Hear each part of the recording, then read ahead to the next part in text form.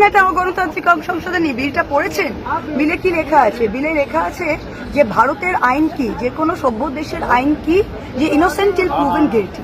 আজকে আমাদের যেটা রিপ্রেজেন্টেশন অফ পিপলস অ্যাক্ট আছে তাতে পরিষ্কার লেখা আছে যে যে কোনো প্রতিনিধি, যে কোনো জনপ্রতিনিধিকে 7 বছরের বেশি যদি ইমপ্রিজনমেন্টে যদি তাকে কোনো কোর্ট কনভিক্ট করে, মানে তার সাজা হয়, তাকে গিল্টি প্রুভ করা হয়, তবে তাকে সরানো যায়।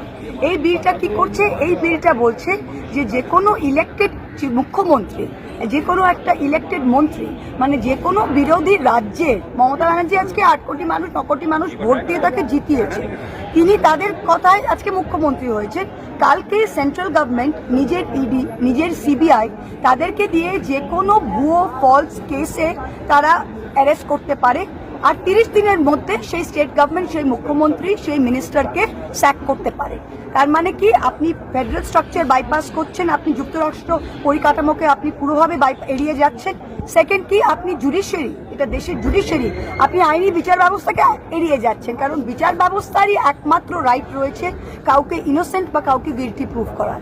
আপনি সেটার জন্য অপেক্ষা না করে 30 দিনের মধ্যে, দিল্লিতে দেখলেন কি হলো, সত্যেন্দ্র জেনকে তারা জেলে দিল, 4 বছর পরে সিবিআই বলছে যে আমাদের কাছে কোনো প্রুফ নেই। আজকে এনফোর্সমেন্ট ডিরেক্টরেটের কনভিকশন রেট 1%। তা ওরা আজকে যে কোনো কাউকে অ্যারেস্ট করে, 100 জনের মধ্যে একজন গিল্টি, তাদেরকে অ্যারেস্ট করবে। তা এইটা শুধু অপোজিশন বিরোধী পক্ষরও নয়, এটা উইদিন দ্য বিজেপি, তাদের যেটা অ্যালাইজ আছে তাদের মধ্যেও যদি কেউ অমিত শাহ, নরেন্দ্র মোদীর কথা না শোনে, তাহলে ঘচাংফু, গলা কেটা হবে। এটা কত ডেঞ্জারাস আপনারা